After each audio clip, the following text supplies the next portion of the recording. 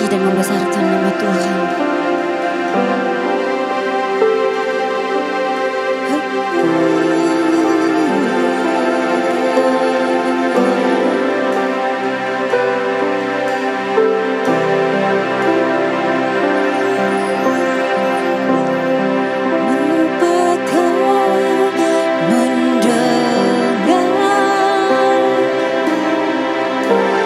Seruan hatiku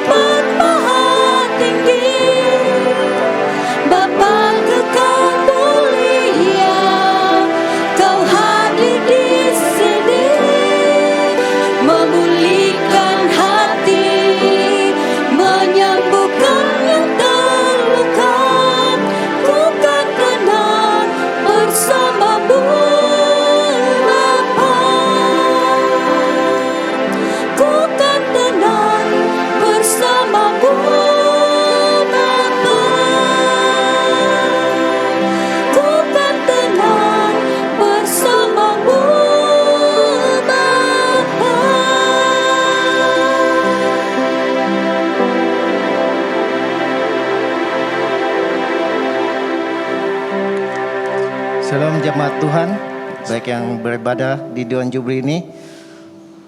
Mazmur pasal 33 ayat 18 hingga 22 katakan, sesungguhnya mata Tuhan tertuju kepada mereka yang takut akan Dia, kepada mereka yang berharap akan kasih setia-Nya, untuk melepaskan jiwa mereka daripada maut dan memelihara hidup mereka pada masa kelaparan.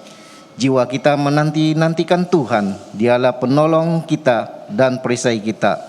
Ya, karena Dia hati kita bersukacita, sebab kepada nama-Nya yang kudus kita percaya. Kasih setia-Mu, ya Tuhan, kiranya menyertai kami seperti kami berharap kepadamu. Mari kita teruskan ibadah. Tuhan beserta kamu. Dan beserta kamu juga. Saya gembira bila mereka berkata kepada saya, Marilah kita pergi ke rumah Tuhan. hai, marilah kita menyanyi kepada Tuhan. Marilah kita bersorak dengan sukacita kepada Juru Selamat yang Maha Kuasa. Allah itu roh. Kita harus menyembah Dia dalam roh dan kebenaran. Kemuliaan kepada Allah Bapa, Anak dan Roh Kudus. Puji Tuhan sekarang dan selama-lamanya. Sama-sama, ya Allah yang Maha Kuasa, semua hati manusia terbuka di hadapan Tuhan. Semua keinginannya diketahui oleh-Mu, dan daripadamu tak ada res yang tersembunyi. Sucikanlah niat hati kami dengan ilham Roh Kudus-Mu, supaya kami boleh mengasihi-Mu dengan sempurna, dan memuliakan nama-Mu yang kudus dengan selayaknya. Melalui Yesus Kristus Tuhan kami. Amin. Haleluya. Mari kita puji namanya, kita sembah Dia.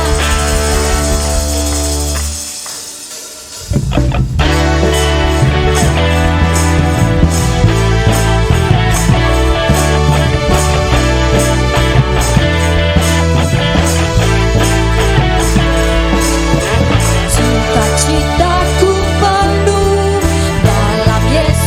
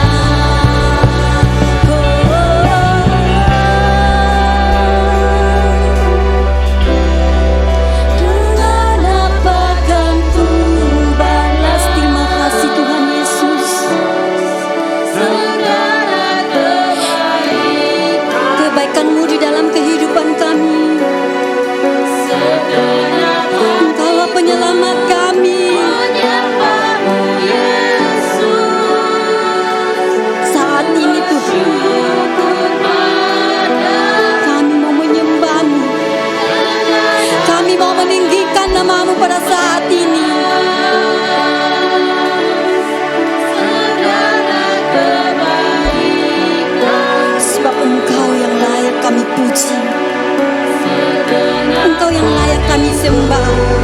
Menyembahmu Yesus, Ku bersyukur padamu dengan apakah. Haleluya. Segala kebaikanmu, segenap hatiku menyembahmu Yesus. Ku bersyukur padamu, dengan apakah ku balas Engkau terbaik Tuhan. Segala kebaikanmu, segenap hatiku menyembahmu Yesus. Ku bersyukur padamu selamanya.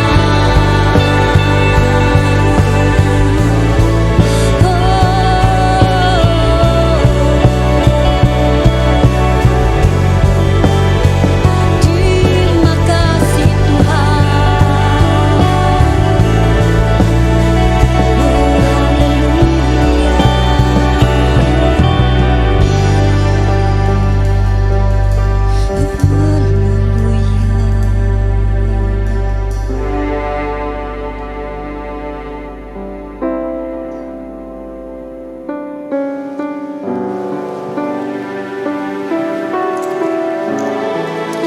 Pak, kami bersyukur pagi ini kesempatan untuk di tempat baik-Mu untuk menyembah Tuhan. Kami bersyukur pagi ini biarlah kasih karunia Tuhan, biarlah Roh Kudus Tuhan menjamah kami.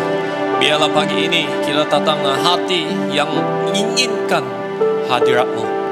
Hati kami terbuka kepada hadirat-Mu. Bila kerja Roh Kudus-Mu terus melakukan mukjizat dalam hidup kami. Tuhan, kami bersyukur. Biarlah pagi ini Tuhan kami dapat menerima kasih dari-Mu, karunia dari-Mu, belas kasihan dari-Mu. Tuhan, kami bersyukur. Dan kami semua doa ini dalam nama Tuhan Yesus. Amin. Silakan duduk. Selamat pagi semua. Selamat datang ke gereja Jerusalem Kudus kita. Kita bersyukur sekali lagi setiap minggu ada kesempatan. Bukan hanya satu kesempatan lah. Saya harap kita ambil ini ialah satu peluang keemasan, boleh katakan, untuk datang bersama untuk menyembah Tuhan. Sebab setiap hari ialah karunia Tuhan. Okey, jadi itu ialah dorongan saya dan bagi mereka yang pertama kali di sini, saya juga tidak tahulah antara kami di sini adakah orang kali pertama mengikuti kami di tempat kebaktian pagi ini. Ada siapa orang baru di sini kah? Kalau ada boleh lampai-lampai tangan. Saya ada tengok ada satu kawan di sana, mungkin ada ada satu kawan lah di sana. Dia kata dia mau, jangan. Okey, tapi apapun ada sesiapa di sini, mungkin keluarga yang singgah di sini. Ada satu keluarga di belakang sana. Selamat datang. Okey. Ya. Okey. Saya harap kebaktian ini kita berkumpul bersama. Semoga Tuhan memberkatimu lah. Okey. Semoga kebaktian dan juga firman Tuhan dapat membangkitkan imanmu. Okey. Nah, beberapa pengumuman untuk kita perhatikan. Yang pertama itu ialah sangat-sangat urgent, penting, ialah berkaitan dengan perayaan Christmas antara gereja kami yang akan diadakan di Labuan, di tempat kami di sini. Okey. Ini kali pertama kita anjurkan secara besar-besaran antara gereja satu perayaan Christmas. Tema kami sukacita telah menjelang, dan untuk kita mau mengkobarkan, boleh kalau mengistiharkanlah sukacita telah tiba. Okey, Jadi antara satu aktiviti yang utama itu ialah kita buka gerai-gerai untuk ada jual beli, okey, untuk mewujudkan atau tu suasana Christmas lah. Okey, jadi tempat kami sini kami akan akan adakan lebih kurang 60 lebih gerai dan dibagikan kepada gereja-gereja di Labuan, dan setiap gereja kami ada lebih kurang 5 gerai lah, 5 gerai. Kalau gereja lain dia sempat untuk jemaat mereka ambil, kita boleh ambil lebih sikit lah. Jadi antara kami kelompok sel, kamu inginkan ambil peluang ini untuk adakan jual beli, cari untung sikit pun boleh lah. Okay, sebab ini skala semua jualan itu ialah hasil kamu sendiri lah, tapi kena bayar yuran lah. Yuran itu ialah RM120 satu gerai. Okay, yang kamu jual itu semuanya kembali kepada kamu lah. Okay, jadi ambil peluang ini. Kalau kita ada makanan yang yang sedap ke, yang paling popular ke, bolehlah buka gerai untuk 2 malam ini bersama-sama kita merayakan Christmas di sini. Okay, nah borang itu kalau antara kami yang minat, ambil borang dan isi dan kena kembalikan secepat mungkin. Sebab dalam 2 minggu ini kita kena hantar kepada borang semua ini kita kena hantar kepada Jabatan Kesihatan. Sebab mereka kena pantau apa yang kita jual supaya mereka boleh memberi nasihat. Okey, jadi apa yang kamu ingin jual, kamu boleh tuliskan dalam borang. Ada apa pertanyaan, boleh jumpa dengan office kami lah, pejabat kami untuk maklumat yang terlanjut, yang seterusnya. Okey, tapi kalau ada antara kami yang minat, bolehlah ambil borang dan buka gerai. Okey, nah yang kedua itu ialah satu berita tahniah kepada siapa ni? James dan juga Alvencia. Okey. Mereka ada sini kah? Ada sini kah? Boleh lampai tangan? Oh ya, di belakang sana. Okey. Berdirilah supaya kita kenal lah. Boleh berdiri? Okey. Minggu depan mereka akan dikawinkan di gereja St. David Tulupit. Jadi doakan untuk mereka perjalanan pergi dan juga balik. Okey. Dan yang penting itu bila mereka buat itu apa ni? Wow itu apa sudah?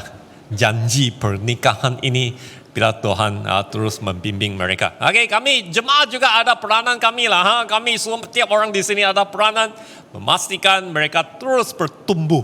Okey, semoga keluarga mereka bertumbuh dengan saiz juga, bukan hanya keluarga lah, tapi kerohanian juga harus bertumbuh.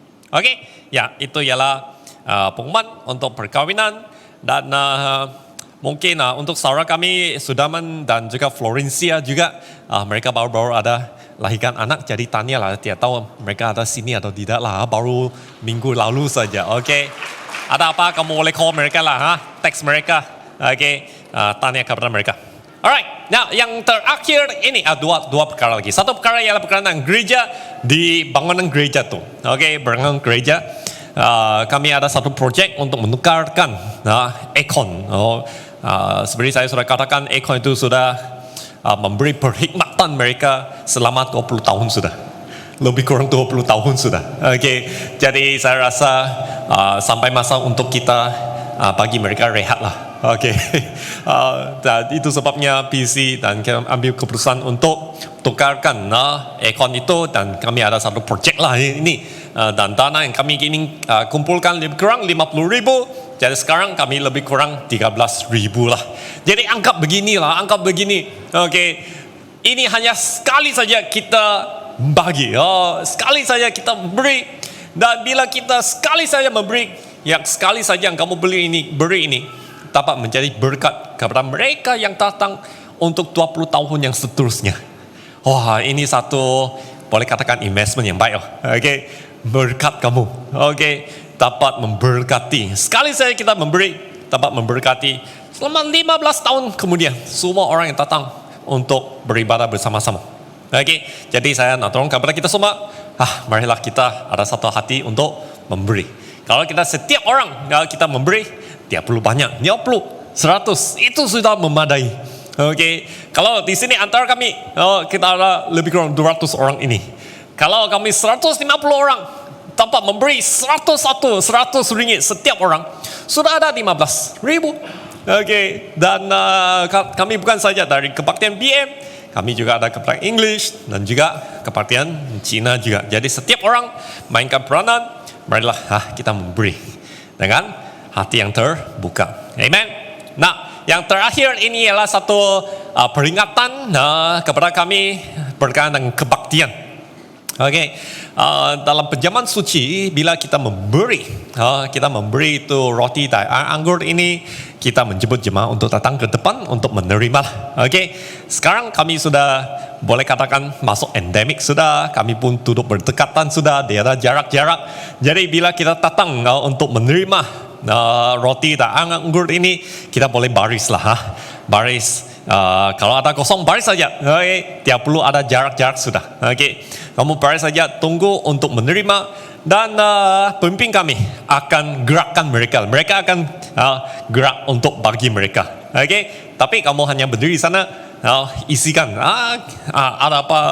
Kalau ada kosong, isikan saja. Kita akan memberi. Okay, dan kawasan di sebelah kiri saya ini bagi mereka kanak-kanak mau didoakan. Kami ada pemimpin juga di sana untuk mendoakan kanak-kanak, ataupun kamu ada ingin doa, tapi ini bukan masa untuk melayani lah doa. Tapi kalau kamu ada satu permintaan, kita mungkin mau pemimpin kami untuk doakan kamu, dan secara singkat boleh juga datang ke depan di sini. Kami ada pemimpin untuk doakan kamu. Okey, jadi ya untuk memastikan kita sebab semakin ramai di kebaktian BM, jadi kami mau mempercepatkan sikit supaya kamu boleh pergi makan lebih awal sikit. Okey, jadi ya kita buat beginilah, ikut pemimpin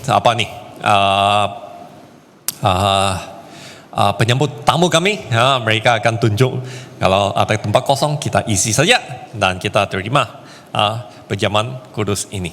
Okey, saya rasa itu pengumuman saya untuk pagi ini. Kita ambil masa ini untuk berdoa.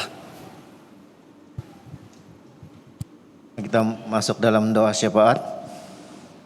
Bapa dalam surga, kami bersyukur pada pagi ini kami dapat hadir sebagai jemaat, kami dapat hadir bersama-sama di dalam ibadah di gereja ini, di mana pada minggu ini adalah minggu yang kedua untuk kami beribadah secara bersemuka dan tidak lagi ada di dalam atas talian. Oleh itu Tuhan, kami bersyukur untuk jemaat yang lama tidak hadir dapat kembali untuk bersama-sama kami di dalam gereja ini beribadah bersama-sama Tuhan. Kami bersyukur semuanya itu atas pimpinan dan atas apa yang telah dirancang oleh pihak gereja Tuhan.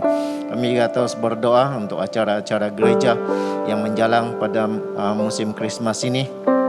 Khususnya Tuhan, kami ingin berdoa untuk persiapan Krismas gabungan gereja-gereja yang ada di Labuan yang akan diadakan pada bulan 12 ini, tanggal 2 dan 3 Tuhan. Kami berdoa untuk segala persiapan, segala yang dirancang, segala aktiviti yang akan dilakukan.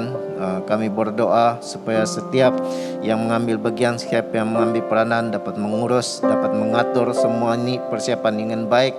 Bagi mereka yang merancang untuk membuka gerai, kami berdoa supaya mereka mempersiapkan jenis-jenis yang jualan yang mereka lakukan dengan baik, dengan semuanya berkenan dan semua dapat menikmati pada masa itu Tuhan.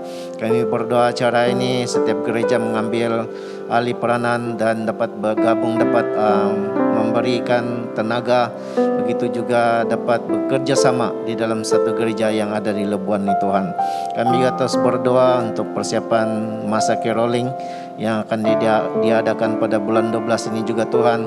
Kami berdoa setiap tim dan kumpulan yang akan melawat bagi keluarga-keluarga. Kami berdoa untuk persiapan segala latihan yang akan dilakukan. Kami berdoa biarlah semuanya itu kami dapat mempersiapkan awal, kami dapat mempunyai komitmen dalam hal ini Tuhan, untuk dalam latihan dan setiap tim yang telah diberi tugas dan diberi kepercayaan Tuhan. Oleh itu Tuhan, kami bersyukur untuk masa ini Tuhan. Kami juga terus berdoa untuk negara kami Malaysia yang saat ini bagi yang terlibat dalam banjir. Khususnya kami berdoa untuk Sabah dan di Semenanjung agar Tuhan terus memulihkan dan Tuhan akan terus memberikan kasih kepada mereka yang terlibat, dan juga biarlah Tuhan terus menyertai mereka apapun keadaan mereka. Bila ada bantuan dan tindakan yang berwajib yang akan mengambil tindakan hal ini Tuhan, mengurus dengan baik tanpa mengira apapun bentuk apa hal pun Tuhan. Biarlah semua Tuhan, setiap yang berwajib dapat diberikan tanggung jawab untuk menjalankan tugas mereka Tuhan. Kami juga sangat bersuka cita kepada setiap kami keluarga, setiap jemaat yang ada di gereja kami Tuhan. Kami berdoa di masa ini Tuhan, biarlah kami mempersiapkan pribadi kami dan hati kami dengan penuh sukacita. Tidak lama lagi akan menjelang Krismas ini Tuhan.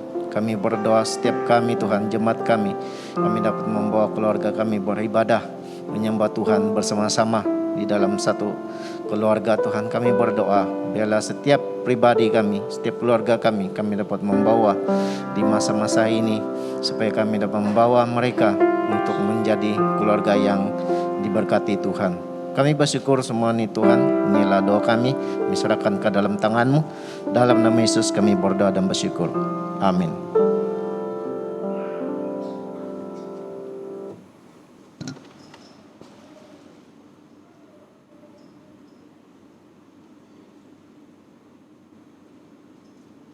Pembacaan yang pertama diambil dari Kisah Para Rasul pasal 19 ayat 1 hingga 12.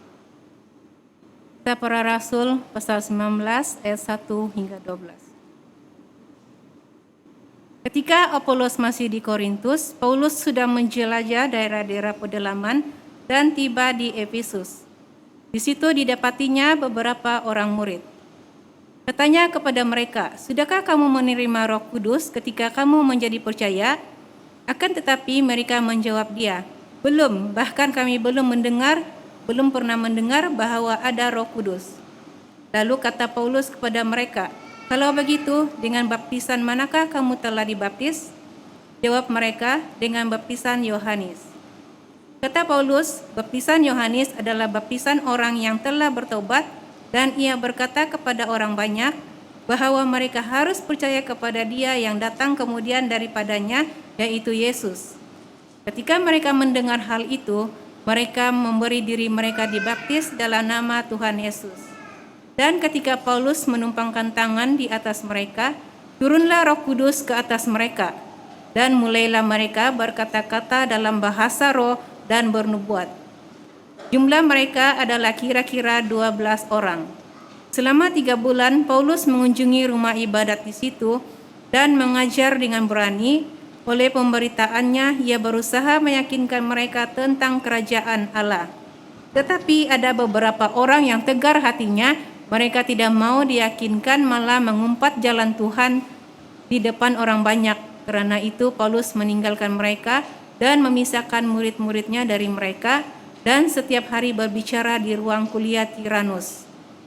Hal ini dilakukannya 2 tahun lamanya, sehingga semua penduduk Asia mendengar firman Tuhan, baik orang Yahudi maupun orang bukan Yunani.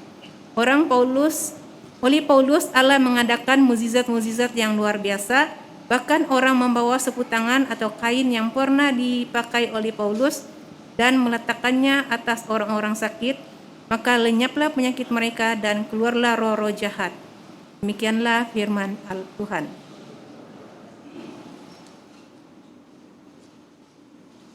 Mari kita sama-sama berdiri untuk menghormati pembacaan Injil. Injil kudus daripada Tuhan kita Yesus Kristus menurut Matius pasal 3 ayat 1 hingga 6, disambung ayat 11 hingga 17. Matius pasal 3 ayat 1 hingga 6 dan ayat 11 hingga 17. Pada waktu itu tampillah Yohanes Pembaptis di padang gurun Yudi dan memberitakan, "Bertobatlah sebab kerajaan surga sudah dekat." Sesungguhnya dialah yang dimaksudkan Nabi Yesaya ketika ia berkata, "Ada suara orang yang berseru-seru di padang gurun, persiapkanlah jalan untuk Tuhan, luruskanlah jalan baginya." Yohanes memakai jubah bulu unta dan ikat pinggang kulit dan makanannya belalang dan madu hutan. Maka datanglah kepadanya penduduk dari Yerusalem, dari seluruh Yudi dan dari seluruh daerah sekitar Yordan. Lalu sambil mengaku dosanya, mereka dibaptis oleh Yohanes di sungai Yordan.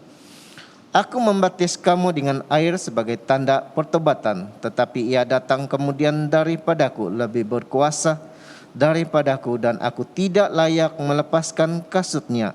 Ia akan membaptiskan kamu dengan Roh Kudus dan dengan api. Alat penepi sudah di tangannya, ia akan membersihkan tempat mengeringnya dan mengumpulkan gandumnya ke dalam lumbung, tetapi debu jerami itu akan dibakarnya dalam api yang tidak terpadamkan." Maka datanglah Yesus dari Galilea ke Yordan kepada Yohanes untuk dibaptis olehnya. Tetapi Yohanes menjaga dia, katanya, "Akulah yang perlu dibaptis olehmu, dan engkau yang akan datang kepadaku." Lalu Yesus menjawab, katanya kepadanya, "Biarlah hal itu terjadi, karena demikianlah sepatutnya kita menggenapkan seluruh kehendak Allah." Dan Yohanes pun menurutinya. Sesudah dibaptis, Yesus segera keluar dari air, dan pada waktu itu juga langit terbuka, dan ia melihat Roh Allah seperti burung merpati turun ke atasnya. Lalu terdengarlah suara dari surga yang mengatakan, "Inilah anakku yang kukasihi, kepadanya lah aku berkenan." Demikianlah Injil Kristus. Silakan duduk.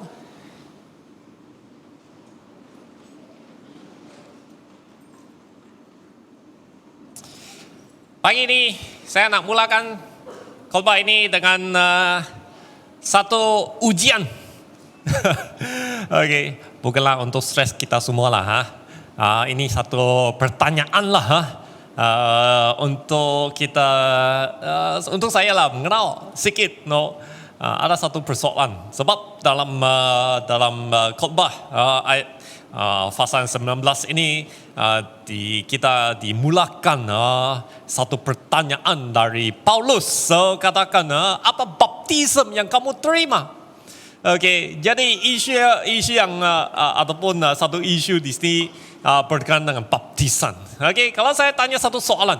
Okey, adakah antara kami mengenal, kalau saya bagi satu lah, saya katakan, ada antara siapa sini percaya bahwa ajaran baptisan ini ialah dari Alkitab?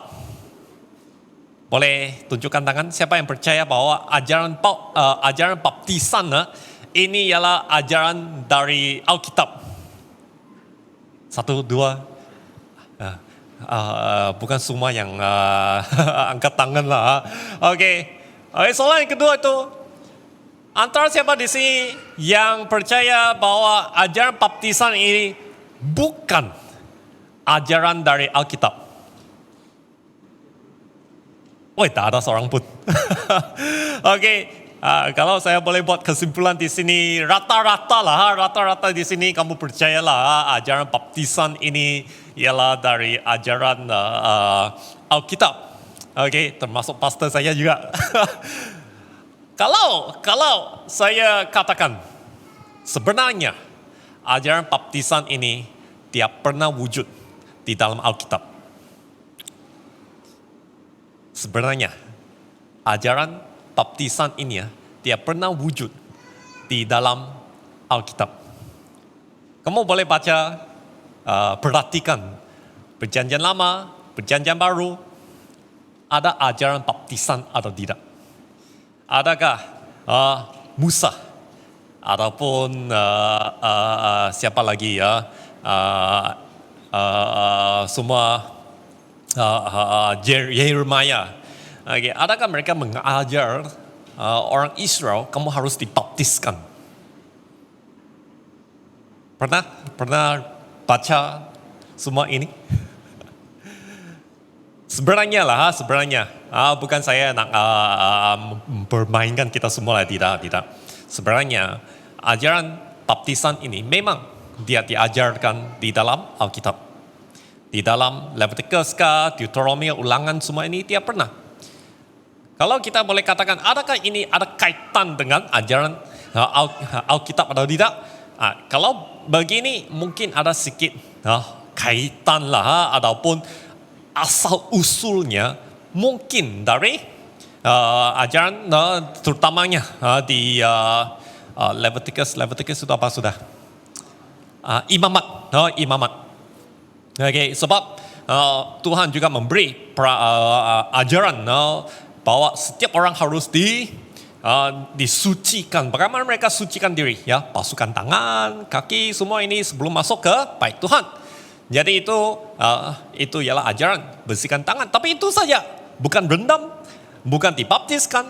Okay. Jadi bagaimana ajaran ini wujud bila sampai tiba-tiba Yohanes Pembaptis ini tiba-tiba kita harus dibaptiskan? Sebenarnya selepas pembuangan, setelah Israel dibuang ke negara Babylon ini, bila mereka balik, mereka ada satu hati takut akan Tuhan sudah. Sebab mereka tidak patuh kepada Tuhan. Mereka tidak patuh kepada Tuhan, itulah sebab mereka dibuang ke negara. Dibuang ke Babylon. Jadi mereka balik, ada satu pulang lagi untuk balik ke Yerusalem. Jadi mereka pastikan hidup mereka tidak mau melanggar peraturan, tidak mau melanggar ajaran Tuhan. Jadi mereka pastikan hidup mereka mengikut setiap ajaran. Bukan saja mengikut setiap ajaran di imamat, dan juga memberi penjelasan sedikit, tambah sedikit supaya untuk lebih suci, Jadi selepas itu pembuangan ini ada satu kumpulan community, boleh katakan mereka pentingkan kesucian mereka, hidup mereka. Jadi mereka membuat keputusan untuk meninggalkan dunia, meninggalkan masyarakat. Jadi ini community yang dipanggil pada masa selepas pembuangan. Satu community yang baru diwujudkan itu ialah community Qumran. Community ini salah satu kumpulan mereka yang dipanggil kumpulan Esseni lah. Esseni. Seperti orang Farsi, Satuki. Semua ini sebenarnya kelompok-kelompok orang ini kan diwujudkan selepas pembuangan. Jadi salah satu kelompok ini dipanggil kelompok Esseni. Di mana mereka sangat pentingkan kesucian supaya mereka tidak melanggar hukum-hukum Tuhan. Jadi mereka keluar. Jadi di mana mereka tinggal? Mereka tinggal di padang gurun. Jadi di padang gurun terjumpa satu community. Jadi ada satu gambar di sini. Mereka mula buat tempat baik mereka, dan mereka buat kolam ini. Sebenarnya kolam ini bukan kolam renang, kolam pembaptisan. Okay. Sebab mereka percaya untuk menyucikan hati mereka, janganlah hanya basuh tangan saja, kaki saja, seluruh badan harus disucikan. Jadi setiap kali mereka kena dibaptiskan, masuk ke kolam ini, keluar sebagai satu umat yang baru, kerohanian yang baru lah. Okay. Jadi ini sebenarnya satu tradisi yang dimulakan. Dia berapa lama? Okay. Yaitu lebih kurang 200 tahun sebelum Tuhan Yesus. Jadi tradisi ini dimulakan berkenaan dengan pembaptisan. Jadi pembaptisan ini yang Yohanes katakan, inilah pembaptisan yang Yohanes katakan. Itu ialah pembaptisan apa? Pertobatan. Jadi itu sebabnya Paulus ayat yang pasal ke-19 ini, dia tanyakan, apa pembaptisan yang kamu terima? Pembaptisan Yohanes kah? Atau pembaptisan di dalam nama Yesus? Jadi ada bezanya. Okay. Jadi bila kita dibaptiskan dalam nama Tuhan Yesus, ada bezanya.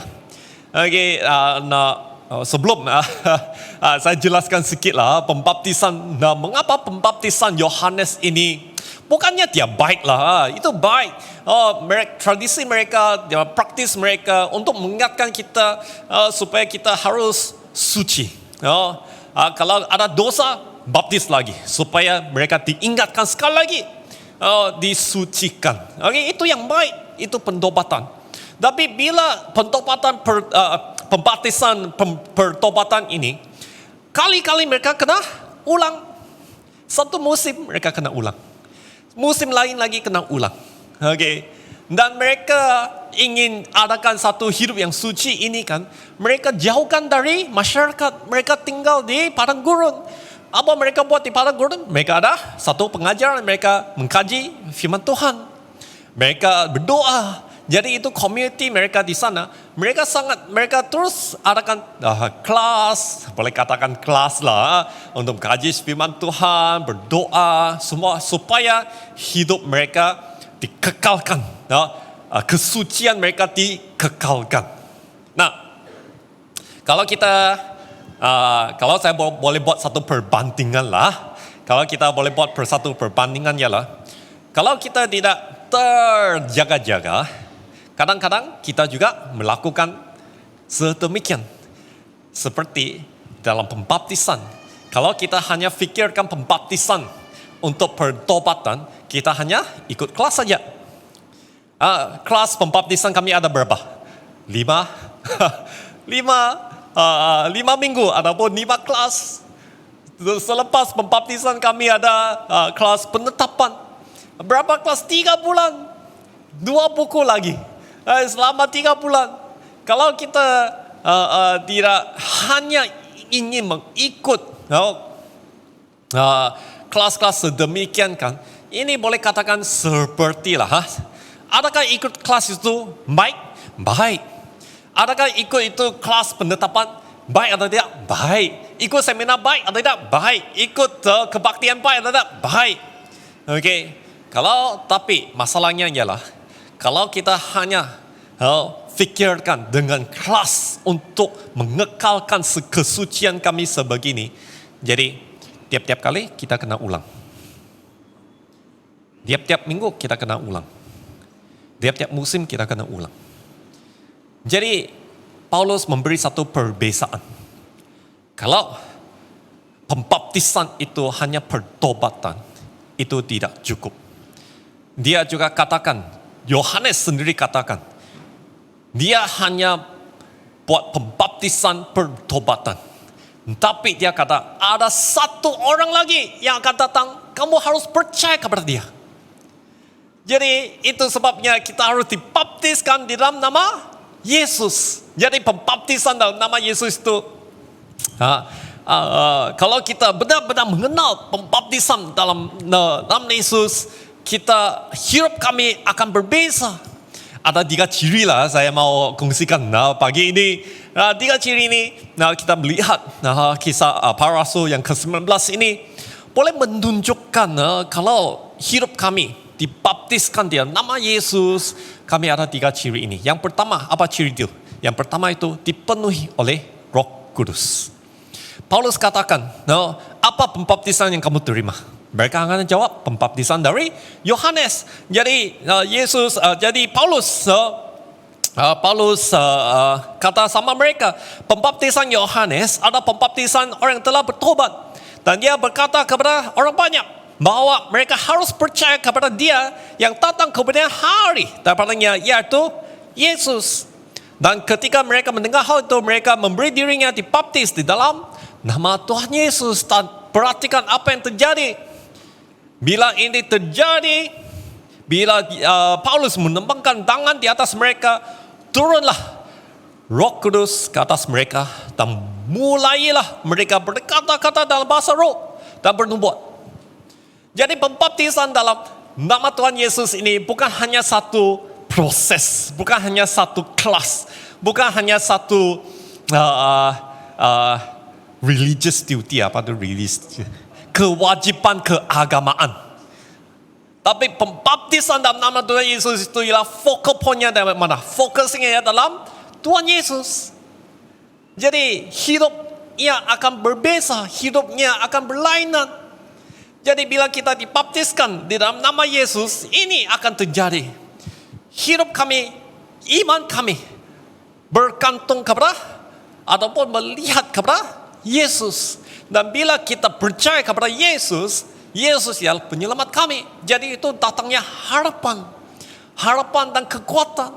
Dan Yesus juga katakan, kalau kita percaya dia sebelum dia dibangkit, sebelum dia dinaikkan ke syurga, dia juga katakan Tuhan Allah akan mengutuskan apa? Mengutuskan Roh Kudus. Dan Roh Kudus ini siapa?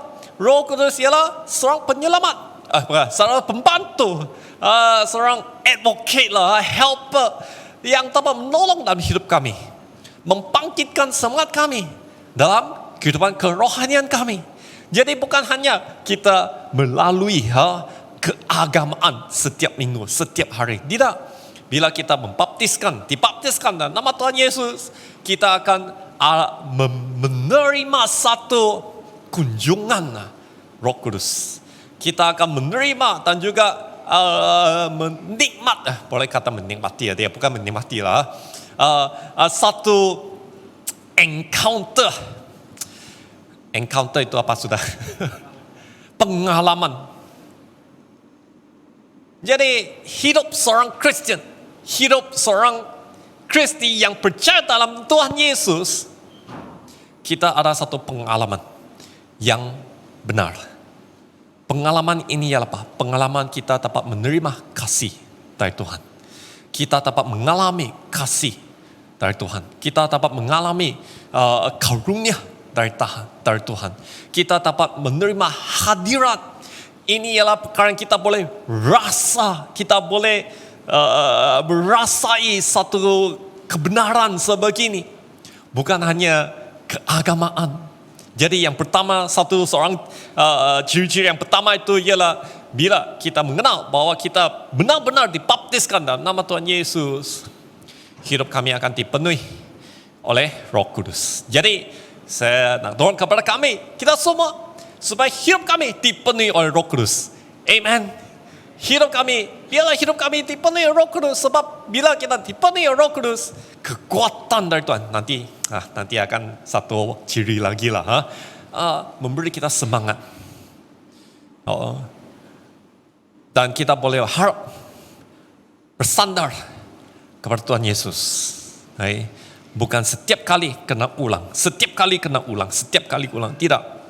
Sebab Tuhan Yesus akan terus memberi kekuatan kepada kami. Yang kedua, ciri yang kedua itu ialah hidup akan dipenuhi oleh mukjizat Allah. Ada mukjizat atau tidak? Dalam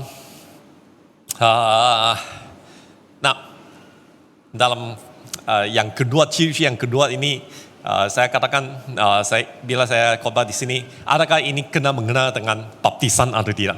Memang tak ada kena mengenal dengan baptisan lah. Tapi di sini apa yang saya dapat merenungkan ialah bila seseorang Yesus telah dibaptiskan di dalam nama Yesus, kita percaya dalam Tuhan Yesus. Jadi apa yang terjadi? Ayat 11 di sini katakan oleh Paulus, Allah mengadakan mukjizat-mukjizat yang luar biasa. Hidupnya dipenuhi oleh mukjizat-mukjizat yang luar biasa. Jadi kita boleh percaya dalam mukjizat atau tidak. Hari ini, sama ada kita boleh percaya kepada mukjizat atau tidak. Sebab saya baru-baru ini juga balik sekolah lah. Saya juga balik sekolah belajar sudah. Dan ini khusus yang pertama ini boleh katakan sebagai satu ulangan lah. Ulang kaji begini. Dan ada beberapa persoalan ditanyakan berkenaan dengan mukjizat-mukjizat di Alkitab. Sebab di dalam sistem pengajaran kami, sistem pendidikan kami, ataupun sistem pemikiran kami hari ini sangat-sangat dipengaruhi, banyak sekali dipengaruhi oleh apa yang dikatakan pada zaman abad ke-18 ini ya, enlightenment itu bahasa apa tuh? Pencerahan kah? Pencerahan. Oke. Dan abad yang ke-18 ini mereka pentingkan pencerahan, bermaksud setiap perkara harus dijelaskan. Setiap perkara harus dapat dijelaskan, ada sebabnya. Kalau dia ada sebabnya, dia boleh dijelaskan, bermaksud perkara itu tidak benar. Hanya perkara yang benar, hanya perkara yang dapat dijelaskan, dapat itu ialah satu perkara yang benar. Jadi itu ialah satu sistem pemikiran sejak hari itu sampai hari ini juga. Jadi itu memberi satu cabaran. Kalau dia dapat jelaskan, bermaksud adakah itu palsu, adakah itu dia benar. Jadi kalau kita melihat bagaimana Yesus boleh berjalan atas air, bukankah manusia lebih berat ataupun jisim, boleh katakan jisim kan di bacaan sendiri lebih berat daripada air, jadi pasti tenggelam. Mengapa boleh jalan atas air? Orang yang buta dari lahir, mengapa boleh ada mujizat boleh lihat sekali lagi? Jadi dia dapat jelaskan. Jadi mereka mempertikaikan Alkitab sama ini Alkitab yang benar atau tidak. Jadi hari ini saya mau tanyalah kepada kita semua, masihkah kamu boleh percaya mujizat akan terjadi? Adakah kamu ada pemikiran sebegini? Hanya kalau dapat dijelaskan, itu yang benar. Kalau dia dapat dijelaskan, itu yang palsu. Adakah kita mempunyai pemikiran sebegini? Kalau saya nak teruskan, tekankanlah, push the boundary. Sebenarnya sains, kita boleh katakan sains lah atau pemikiran ini yang memberi kita satu setiap perkara. Sains tentang BM itu sains kan? Sains lah. Okay. Harus ada penjelasan. Okay. Sains ialah untuk membuktikan satu perkara akan terjadi. Sebenarnya pemikiran ini tidak tepat. Tidak tahu guru setuju atau tidak lah. Sains tidak dapat membuktikan satu perkara pun. Kami ada banyak camel orang budak sains di sini juga dan juga belajar camel. Kalau kita belajar ataupun secara teliti lah, sains sebenarnya hanya memberi satu kesimpulan. Bukan benar ada dia dari setiap itu apa tuh apa ini ya, ujian kah ataupun kajian kah, pada akhirnya kamu harus tulis apa? Satu kesimpulan. Dan kesimpulan itu bukan untuk membuktikan satu perkara, hanya mencadangkan kalau ada perkara ini, kalau situasi ini, apa yang akan terjadi. Itu ialah sains. Dalam asas yang paling asas. Jadi sains sebenarnya dia boleh membuktikan. Tapi adakah sains itu sangat penting? Penting atau tidak? Penting. Jangan buang itu sains, oke? Jadi belajar jangan buang itu sains, oke? Itu penting juga. Sebab sains itu apa? Sains itu ialah untuk menjelaskan sedaya upaya bagaimana sesuatu perkara akan terjadi. Dia menolong kita memahami saja bagaimana suatu perkara terjadi. Tapi bukan setiap perkara yang tidak dapat dijelaskan bermaksud palsu. Jadi itu sebabnya kita harus membedakan ini. Sebab dari Tuhan bukan setiap perkara dapat dijelaskan dalam hidup. Bukan setiap perkara dapat dijelaskan. Kami manusia kan, kalau saya bagi satu contoh lah, contoh saya dan misi saya lah. Kalau kamu bandingkan antara dua kami, selain daripada jantina lah. Kalau jelaskan, kalau kamu kata kepada saya pasal kereta kan, itu satu topik yang sangat yang saya penuh minat lah. Kalau saya tanya di sini, itu logo kereta. Mana satu logo kereta ada 3 bulatan? Mana satu logo kereta ada 3 bulatan? Mana dia? Kira baik-baik. 3 bulatan. Sebenarnya Toyota. 2 bulatan seperti bentuk T. satu bulatan secara keseluruhan. Oke. Tambah satu bulatan itu ialah apa? Odi, siapa dia kamu katakan? 4 bulatan itu Odi. Tambah satu lagi. Siapa tahu tambah satu lagi? Olimpik sudah, bukan kereta sudah. Oke. Dan ada sekali misalnya di tepi jalan dia satu kereta baru, kereta lalu lah. Tiba-tiba dia kata, "Wih, kereta Honda ada mode baru." Wah, saya pun heran juga lah. Surprise itu apa? Teruja juga. Uja kah? Terkejut lah. Wih, bila misi saya tahu kereta, okay. Honda ada itu mode baru. Jadi saya tengok lah. Ini bukan Honda, ini ialah Hyundai. Sebab itu Honda S juga, H juga. Tapi Hyundai itu ada sengit. Okay, Honda itu tegak. Jadi itu minat yang berlainan. Kalau kamu tanya pasal misi saya, pasal apa ini? Beauty product itu apa sudah? Produk kecantikan semua ini. Hayo. Bagi saya, kalau kamu tanya saya, apa pencuci muka kamu? Apa yang kamu guna? Oke, saya guna satu saja. Sabun. Sabun itu pencuci muka saya. Itu saja yang saya guna. Tapi kalau misi saya, pencuci muka itu ada 3 kategori. Kategori yang pertama, cleanser kah? Cleanser. Kategori kedua, moisturizer. Kategori ketiga, saya punya tonic kah ataupun semua inilah. Saya kata pada akhirnya sama juga. Okay. Bagi saya sama juga. Jadi minat itu lain, bagaimana kita boleh jelaskan? Bukankah kita manusia yang sama? Jangan banding laki perempuan lah. Kalau laki-laki pun ada minat yang lain. Boleh kita jelaskan atau tidak? Mungkin kita boleh jelaskan, dia dari keluarga ini, dia latar belakang sebegini. Tapi boleh kita benar-benar jelaskan mengapa ada perbezaan. Kalau manusia itu ialah manusia yang sama, mengapa ada perbezaan? Dia dapat jelas. Mengapa?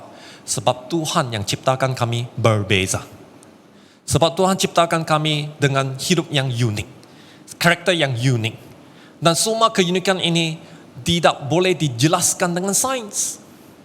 Sama seperti dengan mukjizat yang terjadi dalam hidup seseorang.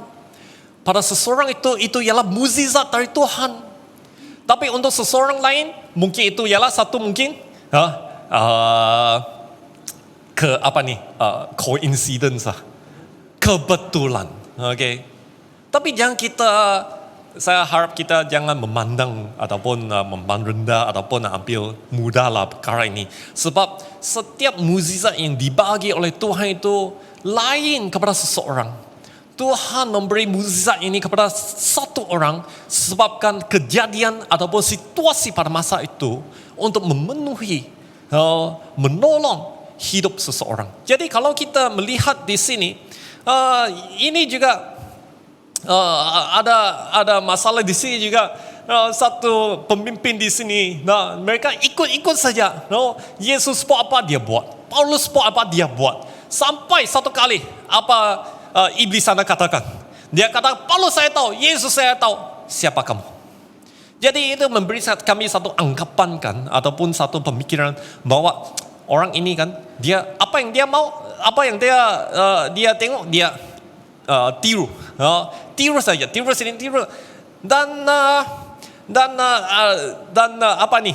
Selepas tu Paulus juga, sebab mukjizat Tuhan itu sangat kuat, luar biasa di Paulus.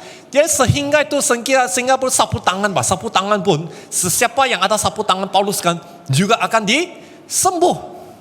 Jadi adakah ini bermaksud bila Pastor Doni datang sini untuk doakan itu apa? Doakan penyembuhan untuk kamu, perlukah dia ambil sapu tangan kasih sapu-sapu sedikit, kasih, perlukah kita buat begitu? Tidak, sebab apa yang penting, apa yang fokusnya, apa yang mutlak itu apa? Apa yang mutlak? Ialah dalam Tuhan Yesus. Yesus yang kerjakan mukjizat. Tuhan Allah yang kerjakan mukjizat. Jadi bila kita dibaptiskan dalam nama Tuhan Yesus, hidup kami ada penuh dengan mukjizat yang kita tidak dapat sangka. Itu ialah mukjizat bagi Dia. Jadi mari kita bersoraklah, mari kita gembira, mari kita merayakanlah mukjizat Tuhan dalam hidup setiap orang.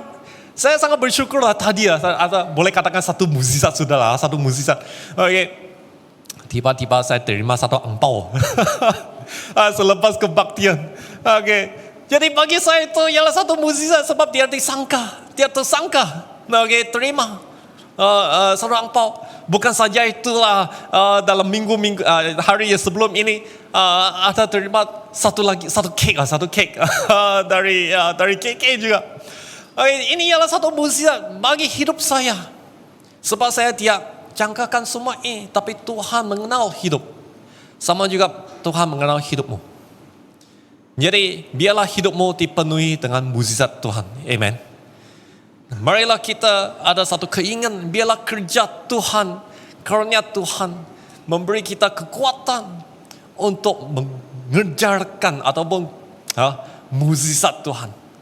Sama ada kita berdoa supaya orang disembuhkan, ataupun sama ada kita menerima mukjizat Tuhan. Biarlah kita pada akhirnya iman kami percaya dalam Tuhan Yesus, dan pasti mukjizat akan terjadi dalam hidup. Amen. Biarlah hidup kami dipenuhi oleh mukjizat Tuhan, dan mari kita bersyukur. Yang ketiga itu ialah bila kita dibaptiskan nama Tuhan Yesus, kita akan dipenuhi dengan kekuatan Allah. Nah, petikan ini ialah di mana Paulus bergerak ke Efesus. Efesus ialah satu bandar yang sangat besar, boleh katakan kota di sebelah timur. Korin itu ialah di sebelah barat, di mana Eropa. Okay. Efesus ialah di sebelah timur, di mana Turki lah sekarang. Jadi itu ialah satu kota besar. Dan kalau kita Google cari kota Efesus ini, memang satu kota yang terkenal dengan penyembahan berhala. Okay. Sebab ada satu Temple of Artemis. Temple Artemis. Temple kui lah, yang paling besar. Dan ialah antara satu dunia the wonder of the world, wonders of the world. Keajaiban dunia salah satu. Okay, seperti tembok China, semua ini ialah keajaiban, boleh katakan itu Temple Artemis ialah satu. Jadi mereka ada, kita boleh fikirkan, boleh bayangkan lah, kota di sana kuat penyembahan berhala ini. Dan selain itu, satu juga ialah satu perkara ataupun satu perkara yang mereka buat itu ialah itu magic kan, jambi dalam bahasa magic. Nah, saya tidak tahu antara kami ada antara kami dari Sabah, Tulpit, ada beberapa Penanga, ada dari Lahadatu, Segama. Oh, orang Lahadatu. Oh ya, saya cuma. Jadi kamu tahu. Nah, sebelum ini saya melayani di Lahadatu. Ada satu Segama itu ialah tempat dia. Okay. Dan sebelum ini, saya rasa kira rata-rata yang sama lah. Di setiap pendalaman ada cerita sebegini. Tapi cerita yang saya dengar dan saya tahu di Segama ialah satu tempat di mana kuat magic itu jambi. Ilmu hitam. Ilmu hitam. Dan ini ialah satu cerita, bukan cerita lah, ini ialah satu kesaksian dari padri saya sekarang yang masih di Lahad Datu. Keluarga dia sebelum ini. Okay. Dan mereka menceritakan ilmu di Segama ini sangat-sangat tak hitam, gelap lah, sangat-sangat gelap. Okay. Sebab di Segama sana ada beberapa gua. Okay. Jadi mereka akan biasa mereka pergi ambil itu sarang burung. Dan gua semua ini kan ada kawasan dia. Setiap kamu ada kawasan dia. Kamu dia boleh masuk kawasan orang lain untuk ambil sarang ini. Okay. Dan semua gua ini ada ilmu hitam di sana. Kalau kamu bukan dari kawasan sana, kamu masuk gua itu kan, kamu akan sesat. Dan kamu tidak dapat keluar. Itu ialah ilmu hitam di kawasan Segama. Saya tidak tahu di Tulpit mungkin rata-rata ada juga lah. Okay. Tapi ini yang saya dengar dan saya tahu padri yang saya ada di Lahad Datu. Nah hari ini kalau dia katakan kalau bukan kasih karunia Tuhan, kalau bukan kekuatan dari Tuhan, keluarga dia sendiri masih terjerat dalam ilmu hitam ini. Sebab untuk keluar dari ilmu hitam ini bukan senang. Sebab bila kita sudah terlibat dalam ilmu hitam ini, ada satu ikatan, satu ketakutan. Nah, bila kamu keluar, walaupun kamu katakan sudah asing, secara fisikal sudah asing kan, tapi dalam rohani, dalam spirit itu masih terikat. Dan ilmu itu, iblis itu akan datang kembali untuk saya tidak tahu mereka buat apa lah. Okay. Jadi itu ialah satu ikatan yang sangat sukar.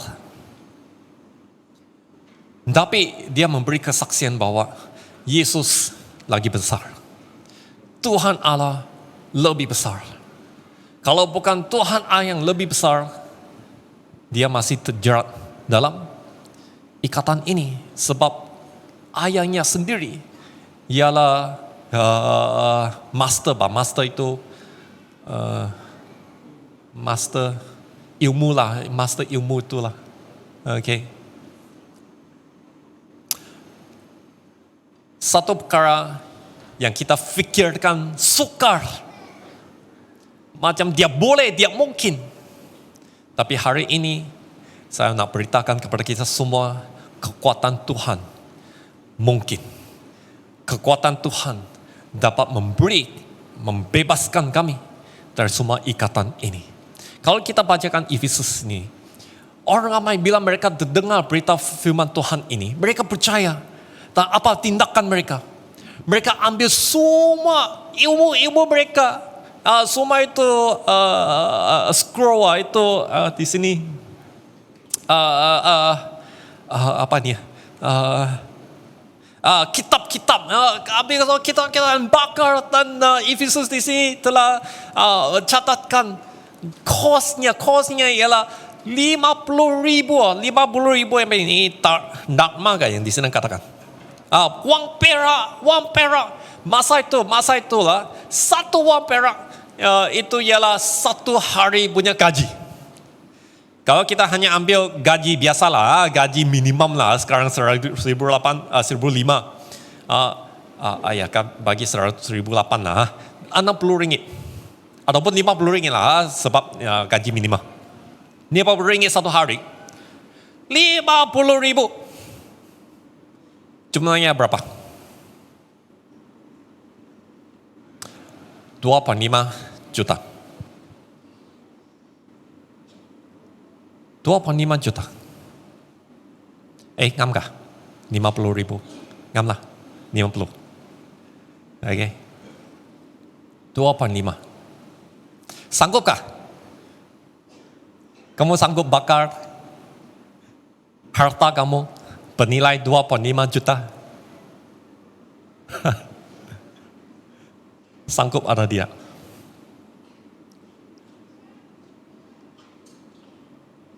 Dalam hidup, kadang-kadang kita pikirkan ada perkara yang kita mungkin dia dapat, dia sanggup. Kita pikirkan dia boleh. Kita pikirkan dia mungkin, sukar. Sebab situasi yang kami alami. Sebab mungkin keluarga situasi sekarang susah. Ataupun situasi sekarang susah. Nabi di sini memberi kita satu kepastian. Atau saya ingin memberi kepastian kepada kita semua. Hari ini dan kekuatan Tuhan semuanya mungkin. Ya, dia melibatkan pengorbanan yang sangat-sangat besar. Tapi ya mungkin. Jadi hari ini kalau hidup kami dia menyenangkan Tuhan, kami masih lagi terjerat dalam hidup yang berdosa. Kami masih terjerat dalam tabiat-tabiat yang tidak baik. Judi kah? Minum kah? Mabuk kah? Minum bukannya salah lah. Mabuk kah? Perzinahan kah? Situasi dalam keluarga yang yang berpecah belah kah? Kita fikirkan tiap mungkin lagi untuk kita kembali. Hari ini, biarlah firman Tuhan memberi kita satu kepastian. Dengan kekuatan Tuhan, ya mungkin. Amen. Jadi, mari kita ambil satu kepastian didorongkan. Saya minta pasukan pujian. Mimpin kami. Supaya kita fikirkan dalam hidup. Adakah hidup kami dalam satu keadaan yang sukar? Adakah kita dalam satu keadaan yang kita fikirkan dia mungkin keluarga saya berpecah? Mana mungkin ada boleh kembali lagi? Mungkin kita fikirkan keadaan saya, tabiat ataupun ketagihan saya dia mungkin. Hari ini, biarlah kita dibaptiskan dalam nama Tuhan Yesus. Mari kita dibaptiskan dalam nama Tuhan Yesus. Supaya kita dipenuhi oleh Roh Kudus. Supaya hidup kami dipenuhi oleh kekuatan Tuhan. Dan dengan itu, kamu akan menyaksikan hidupmu penuh mukjizat Tuhan yang akan terjadi. Amen. Amen. Mari kita bangkit berdiri. Mari kita berdoa. Mari kita nyanyian lagu ini. Sediakan hati kami. Biarlah Tuhan kerjakan dalam hidup kami. Supaya mukjizat akan terjadi. Apa yang dia mungkin akan menjadi mungkin. Apa yang kami ada kesusahan. Kami akan menerima kemenangan dalam Tuhan. Amen. Amen.